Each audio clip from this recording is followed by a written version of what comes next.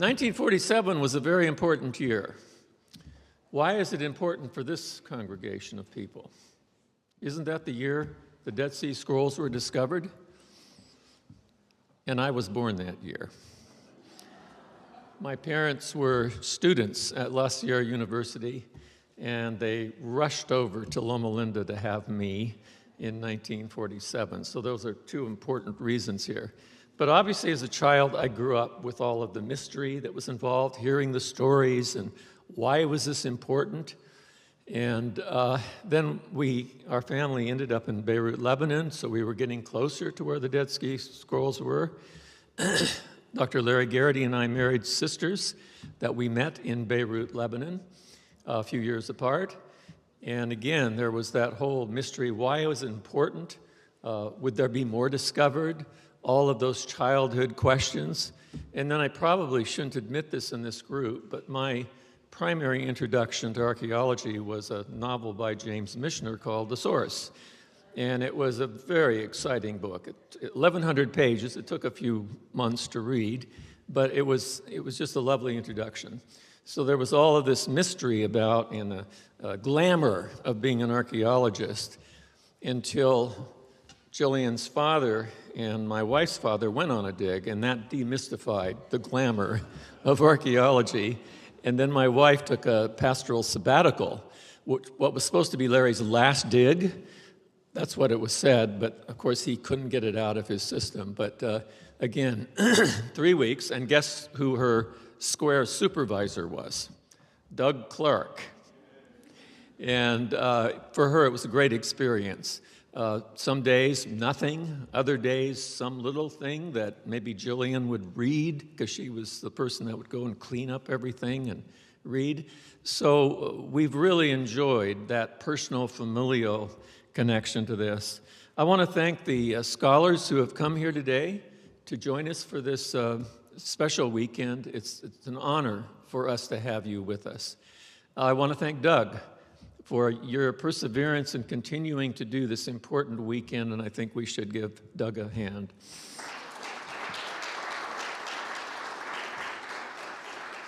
The problem with doing that is you probably say, but there are a lot of other people that, so we're thanking you on behalf of your whole crew that has worked on this. So we hope that you enjoy this weekend, which is an evidence of the interest of this university in research and scholarship, and then sharing with the broader public all that is being done in this field. Thank you very much for being here.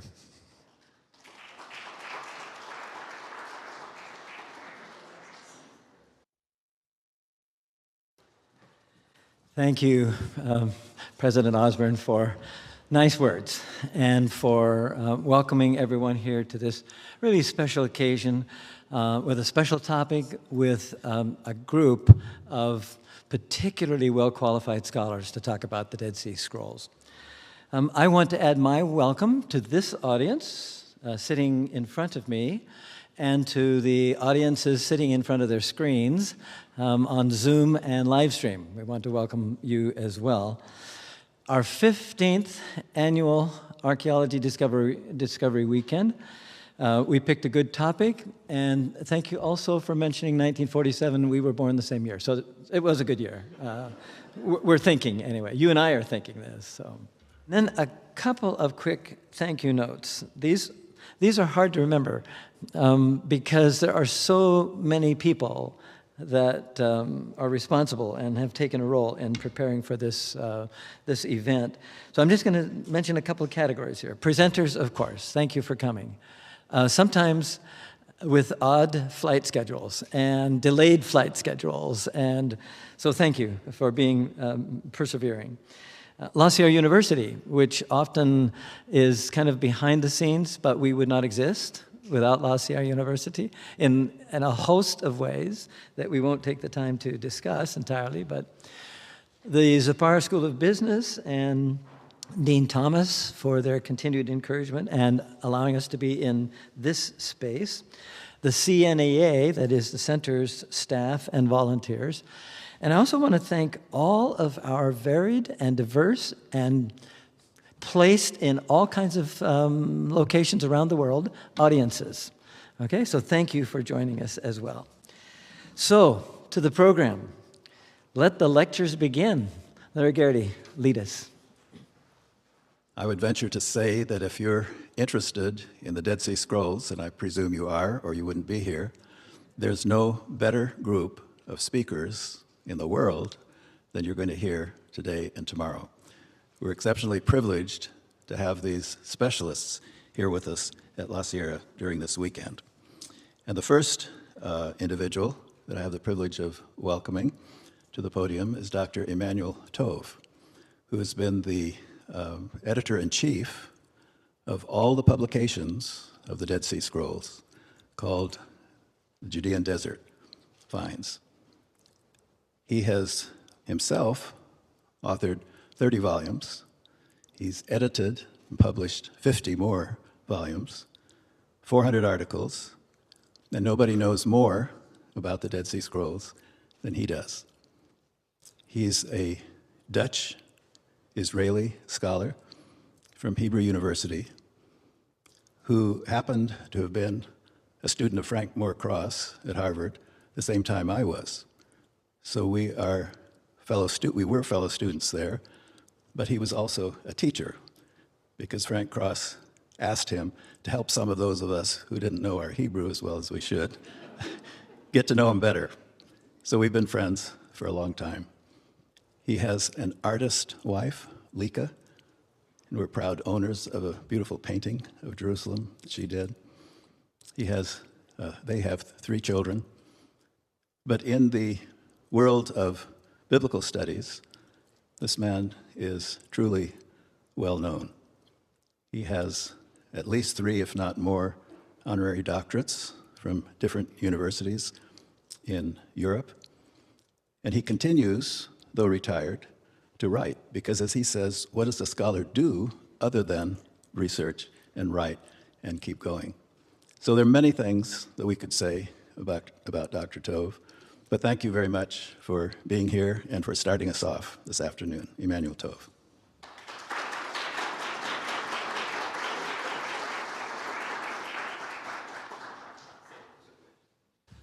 Thank you, Larry, for these warm words. And indeed, that's true. I don't know what else to do in my life. Otherwise, I would have stopped because I retired, I think, 14 years ago. Thank you for inviting me to come to this very beautiful campus and this beautiful university. And thank you for organizing this very special event on the Dead Sea Scrolls. Ladies and gentlemen, I want to introduce to you the Dead Sea Scrolls in all their glory, but we need some perspective about the place of the scrolls in the history of the ancient writings. The Dead Sea Scrolls are very ancient. They were written 2,000 or more years ago, at the turn of the eras, more or less at the time of Jesus. Until the discovery of the Dead Sea Scrolls, we were accustomed to studying ancient texts, foremost the Hebrew Bible, from medieval sources, or from modern editions based on medieval manuscripts. As a matter of fact, the lack of ancient documentation for the Hebrew text prior to the discovery of the Dead Sea Scrolls didn't disturb the students of the Hebrew Bible because they knew that ultimately the medieval copies of the Hebrew Bible originated from an ancient text that was translated in antiquity into several languages. Although the Bible wasn't known in the Middle Ages in an ancient Hebrew text form, the ancient translations were transmitted to us in papyrus fragments from the 2nd century BCE onwards, and from manuscripts from the 4th century of the Common Era onwards, in the case of the Septuagint. The situation regarding the manuscript evidence of the Bible changed dramatically in 1947 with the discovery of fragments of the Hebrew Bible in caves in the Judean desert near the Dead Sea. The discovery of these ancient manuscripts turned out to be the greatest archaeological discovery of the 20th century. It so happened that a small community lived at the site called Qumran in this arid, desert-like environment, which enabled the preservation for 2,000 years of scrolls made of skins and papyrus that they had stored in nearby caves. This map enables you to see the location of Qumran, as well as of sites south of Qumran, Murabat, Engedi, Masada, and the other sites in between where also discoveries were made. In the first years after the discovery, when some scholars didn't want to believe that the newly discovered scrolls were indeed 2,000 years old, it was thought that the Bedouin had stumbled upon medieval texts. However, after Professor Elazar Sukenik from the Hebrew University of Jerusalem had in 1948 identified the script of the scrolls as ancient, the world started to believe that a real ancient treasure had been found. The story of the discovery is one of romance, mystery, and intrigue at a time of war between the just-born Jewish state and its Arab neighbors. The political situation was even more complex, since the initial discovery had been made at the tail end of the British Mandate in Jewish and Arab Palestine. That happened just before the War of Independence that followed immediately after the Declaration of Independence of the State of Israel, May 14, 1948. According to the story, 1 year earlier, in the beginning of 1947, a Bedouin searched in a cave for his goat that had gone astray. In that cave, which subsequently became known as Cave Number 1, he found, to his astonishment, several broken jars, some complete jars, and several pieces of skins. Pieces of skins inscribed in a language that he was not able to read. Not knowing what to do with these pieces of skin, quite naturally, his first and very practical thought was to make sandals from them. After a while, he had the good insight to contact an antiquity dealer in Jericho, and the remainder is history. I should add a note here. What I just told you is the traditional account, but I hold my breath. In a short while, I may hear a different version from Sabal al-Zaben. I'm all ears. Some of the scroll fragments are sizable, and in rare cases, very large, even constituting complete scrolls, while most range from minute to medium in size. Large scrolls may measure 8 to 9 meters, like the large Isaiah scroll or the Temple scroll, both exhibited in the Israel Museum. Small scrolls measure only a few square centimeters. The first item I show you is a relatively large scroll. I see someone smiling here. This is the person who published this scroll, Sydney. Then this is a medium size. It goes on a little bit because this shape goes on for, I don't know how long, maybe a meter or so. But also this shape we call a scroll, even though it's not very sizable. And these are just small fragments, thousands of them. Obviously, these are not scrolls. These are small fragments, and some people have even given a number to them. I think 10,000 or so. I think it's useless to give any number, and this number basically, as far as I'm concerned, grows from day to day because pieces fall off the scrolls. The Qumran fragments belong to what were once some 930 complete documents in Hebrew, Aramaic, and Greek. Maybe once there were 1,000 or 1,200 scrolls in those caves. Hebrew is the language of the Hebrew Bible, and Aramaic was the spoken language in Palestine when the Dead Sea Scrolls were written. For example, Jesus spoke in Aramaic, as we can still see from such words in the New Testament as Golgotha, Aramaic for Hebrew gulgolet, skull, the place where Jesus was crucified. When using the word scroll, we think about long sheets of leather or papyrus connected horizontally, like Japanese scrolls of calligraphy and drawings. For example, according to Luke 4:16-21, Jesus entered a synagogue in Nazareth, and a scroll of Isaiah was handed to him. He unrolled it, read the text, and rolled the scroll back after use. When speaking about the Qumran Scrolls, we usually do not refer to complete scrolls, but to remains of scrolls, sometimes very fragmentary. Only very few complete scrolls have been preserved, such as the large Isaiah scroll from Cave 1, now exhibited in the Israel Museum's Shrine of the Book. Now, when you think about scrolls, don't take this scroll as an example. This is the exception. It's not even a beauty. It's very written in a very negligent way, in a way, but at least it's complete, and you can learn much. It is the most studied scroll. The Qumran Scrolls include some 230 fragmentary manuscripts of the Hebrew Bible. First, this is a very small scroll of Deuteronomy. I think, Sydney, you can smile again, right? Yes. This is 4Q, Deuteronomy Q. Only 11 lines, a mere 11 centimeters high. Now, look, it's very large here, but it's very small. It's minute. Now, what is interesting here, see how small this is. And you see, this is the stitching. This is called a sheet. And this is the stitching between sheets. So this is very small.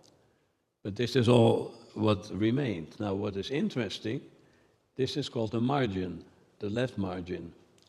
And now, at the end of the left margin, we would have expected another stitching, connection with the next sheet. But there is no stitching there. So this is the very end of the scroll.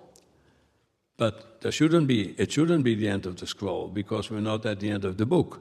This is Deuteronomy 32. So this little, very tiny scroll was a personal copy that contained only the Song of Moses.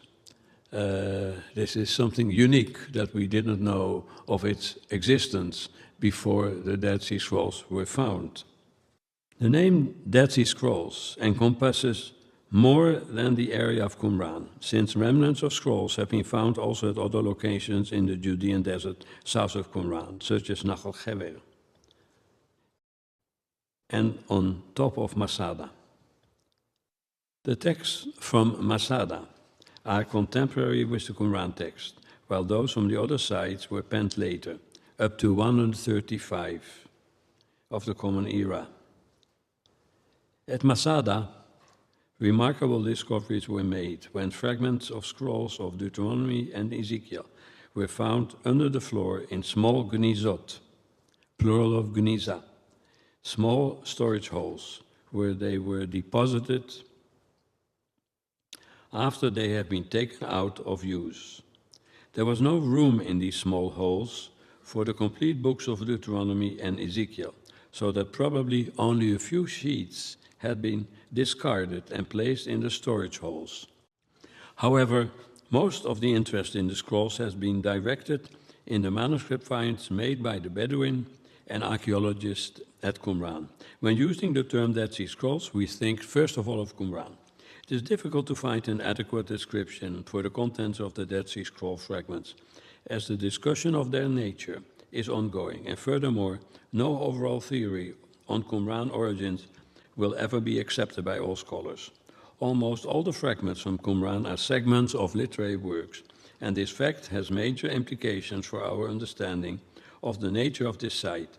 This place was inhabited by a highly intellectual community. As to the nature of that community, according to the most widely accepted theory, a select group of Essenes, a Jewish community, lived at the spot from about 120 BCE until 68 CE. When moving out to the desert, the members of this community took with them scrolls from various places in Israel. At the same time, they also composed and copied scrolls at Qumran itself. This is the site where many of the Qumran scrolls may have been penned. At this site, 3 inkwells were found as well as long tables. Accordingly, scholars usually believe that this was the Qumran scriptorium, that is, a room where scribes busied themselves with the copying of scrolls. Many of these scrolls were biblical, and they provide us with an excellent record of how the biblical text was copied in the period between 250 BCE and 68 CE. That is, the oldest scrolls had been copied prior to the settlement at Qumran, and they were taken there by the first settlers. Most scholars think that at least some of the scrolls found at Qumran were copied elsewhere, while others were copied at Qumran itself. By way of these scrolls, we now have a very clear picture of the Jewish literature written in this period, as the caves contained hundreds of literary works. The group of compositions found at Qumran probably reflects the literary taste of the Qumran community, but as the connection between the scrolls and the Qumran community is not certain, the maximum we can say is that the members of the community possessed these writings. These scrolls include compositions of diverse genres, such as wisdom literature, psalms, biblical interpretation, apocalyptic compositions, calendrical documents, prayers, rewritten biblical books, eschatological writings, and magical documents, some composed by the Qumran community and some elsewhere. A few texts found in the caves were not literary works, but liturgical objects, namely tefillin, phylacteries, together with their boxes and strings. Such tefillin were found at Qumran and elsewhere in the Judean desert.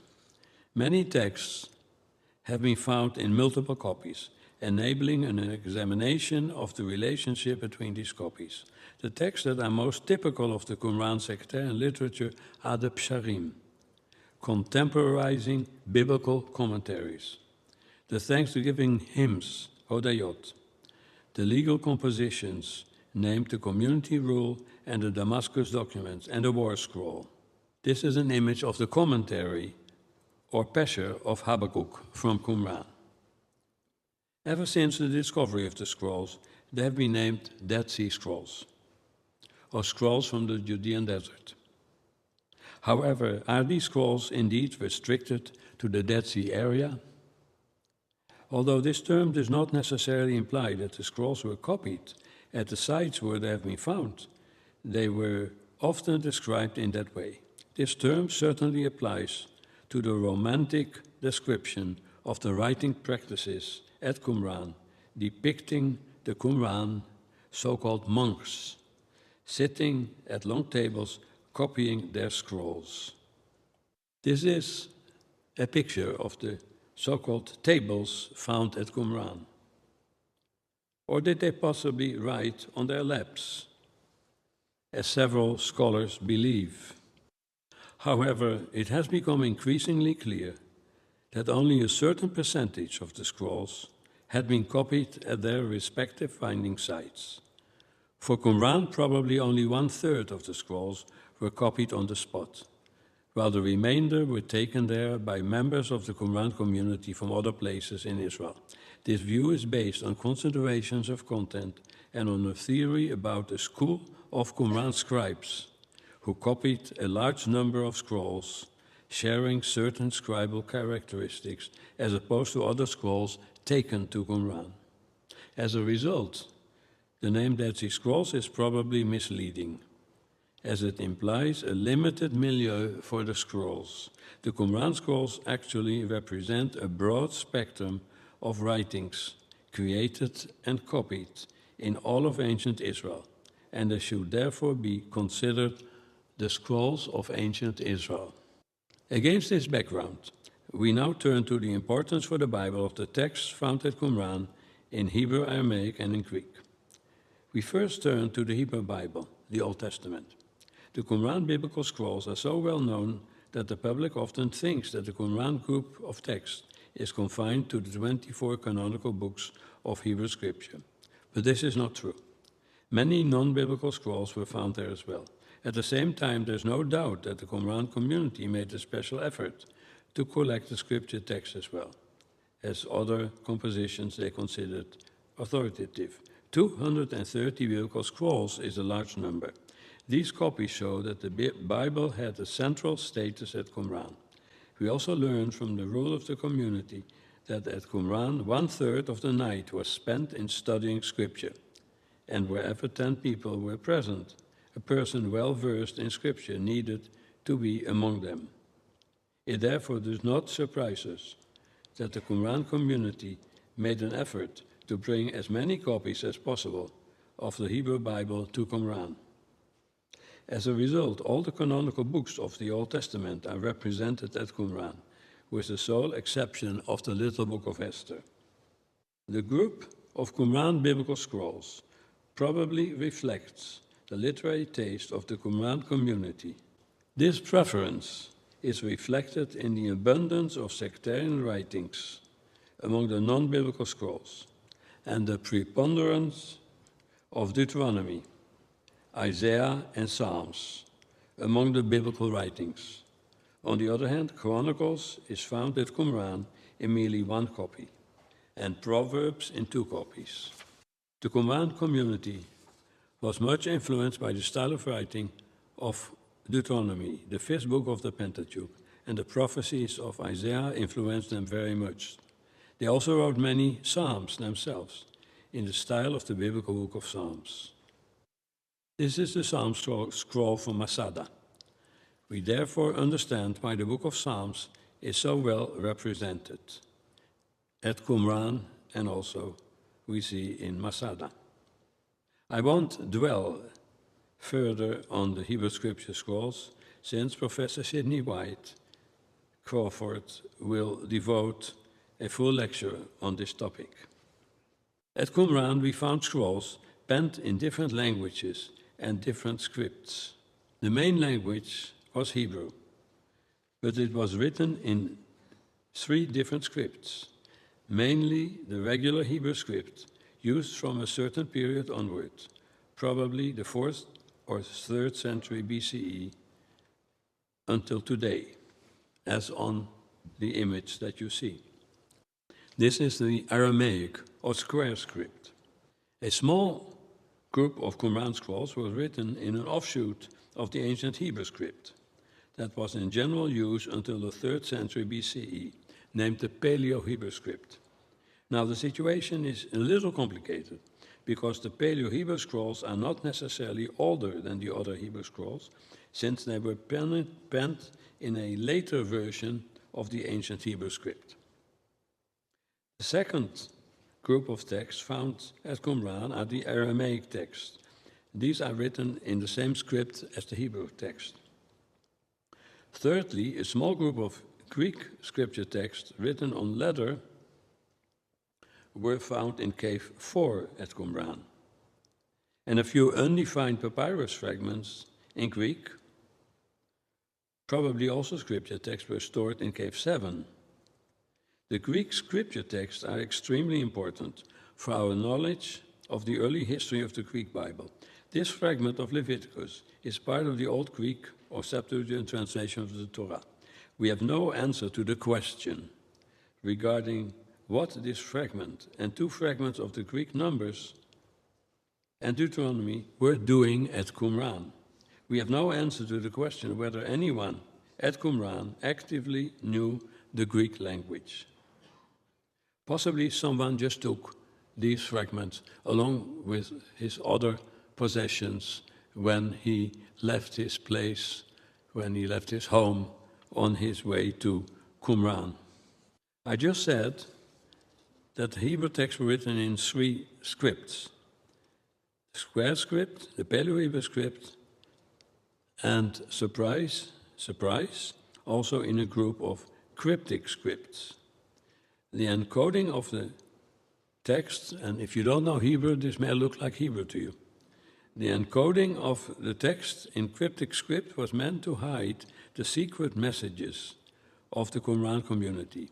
The letters resemble Hebrew script, but they are different. Each sign stands for a Hebrew letter, and it took quite some time for the script to be deciphered.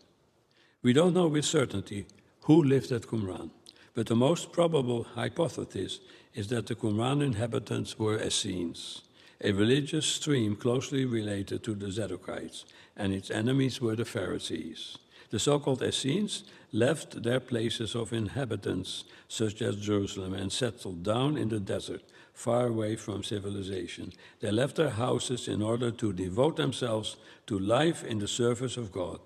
Therefore, their daily occupations were praying, studying the Torah, and tilling the land. That's all they did. Unfortunately, most Essenes of Qumran were killed during the time of the war with Rome, and so were the Essenes of Jerusalem, and therefore they did not have a lasting impact on Jewish history.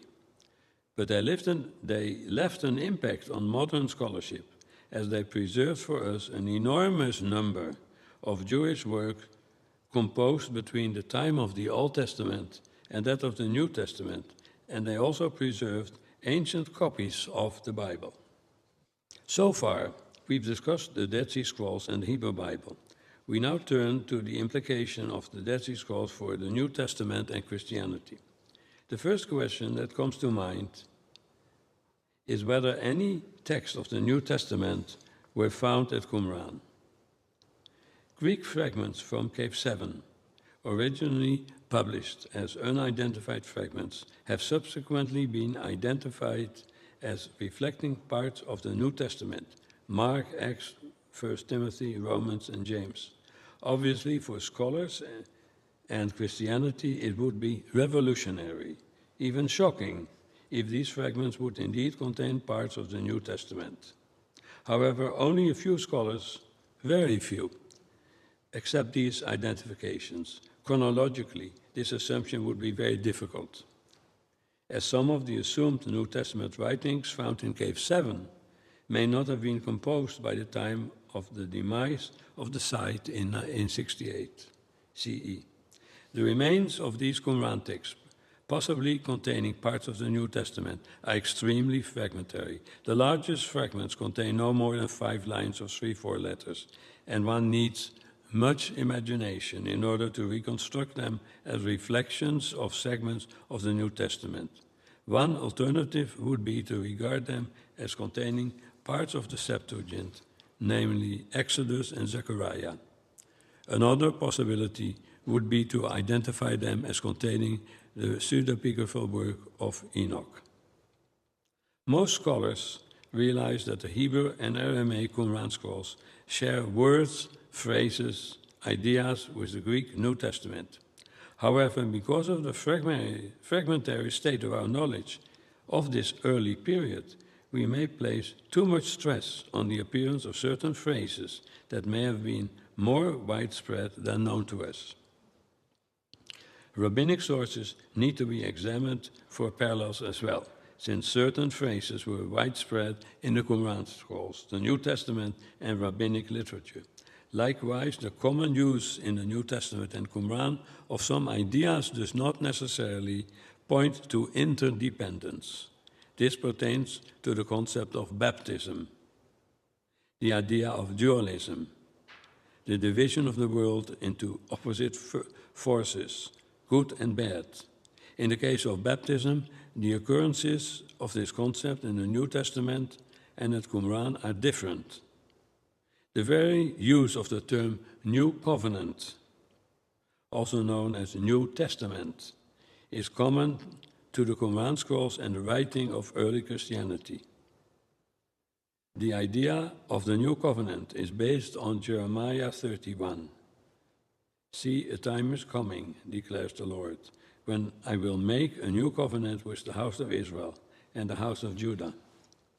This idea was also developed in the Dead Sea Scrolls, especially in the so-called Covenant of Damascus. And this text is also quoted in Hebrews 8:8-10. In this and similar instances, the two societies developed parallel ideas that need not point to interdependence. Such a development was expected in two religious communities, both of which endeavored to prove their case against the mother religion, that of the central stream in Judaism, the Pharisees. Both groups stressed that the new religious stream had the basis in the mother religion, since they should be considered as the new covenant of Jeremiah 31. Finally, some words on publication. The journey from the discovery of a document to its publication might appear straightforward, but it ain't so simple. When talking about a continuous and complete document like the Isaiah scroll, it is uncomplicated. But in most cases, the fragments were in enormous disarray. The material had decayed. Animals had free play with the fragments in the caves. And afterwards, the Bedouin created even more chaos. It would have been better had the fragments of a Qumran hymn been found on a single pile, separated from those of the book of Jeremiah. But that was usually not the case. So we are talking about many mixed piles of fragments sold by the Bedouin to scholars. We have a picture of Yusuf Saad standing amid piles of such fragments in the Palestine Archaeological Museum, or the Rockefeller Museum, in 1953. At that stage, a first set of good photographs was taken, followed by the detective work of finding out which fragments should be grouped together as belonging to the same scroll, according to handwriting, shape, and color. This massive work took 5 years in stage 1. It was painstakingly accomplished in a special room on long tables in the Palestine Archaeological or Rockefeller Museum. This detective work was also a source for cartoons, as you see. At the end of this process, scholars had an idea about the number of fragmentary scrolls that had survived, but not yet how they needed to be reconstructed and explained. At this stage, all the fragments that had been assigned to a specific scroll, in this case 4Q Genesis B, that is the second known scroll of Genesis from cave number 4, were photographed on separate photographic plates. Good photographs, incidentally. However, even at this stage, doubt remained as to which scroll some fragments needed to be assigned. This is shown by the little pieces of paper pasted on the fragments. So in the middle of a plate of Genesis, you can still see a note in the handwriting of John Strucknell, editor-in-chief at the time, referring to the book of Numbers. The final step in the identification process was the combination of the little pieces in the correct sequence as presented in the official publication of this text in DJD Volume 12. If you go back to the previous photograph, you will see that most of the constituents of this puzzle were already there, but in this array. So you would have to see here, and look at the large fragment there, and you'll meet it again, but then in a different way. A decade has passed since I ceased my own work as editor-in-chief of this enterprise, and I have a clearer perception now of our procedures than in the past. The main work of the various editors of the texts was identifying the content and providing a translation and commentary together with several sets of notes on the text. This was a painstaking work, especially when the composition was not known before the discovery of the scrolls, as in so many cases. For example, an unknown commentary on the book of Genesis, an unknown legal composition of the Essenes. I had to organize a team of editors together with the Israel Antiquities Authority. The work of the team had to be streamlined. The scroll fragments needed to be distributed to the editors. A unified system had to be devised for the presentation of the fragments. Names had to be given to the newly found fragments in a flexible and consistent system, and much more. This is an example of I didn't have another photograph, but this is a very simple edition, without translation and commentary.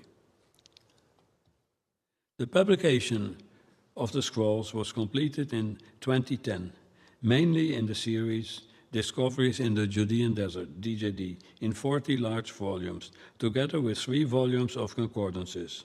When that work was completed, several electronic editions followed, and they are available to the public in various dedicated programs and on the web, together with translations. At the same time, excellent photographs are freely available at the site of the Israel Antiquities Authority in the Leon Levy Library. Summarizing, I would like to stress the great importance of the Dead Sea Scrolls for many aspects relating to the study of ancient Judaism and Christianity. Foremost is the importance of these texts for the study of the Hebrew Bible, its text and exegesis.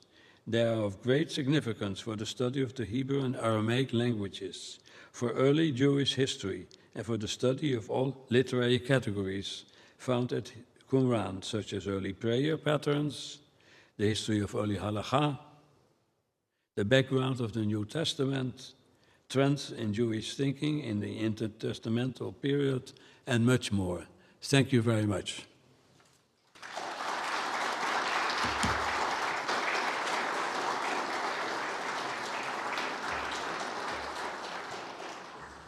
Yes, we want to thank Dr. Tov for a wonderful lecture, and probably some of you will have questions and comments, and you see in the program we're going to come back to a time when we can ask questions and discuss the presentations.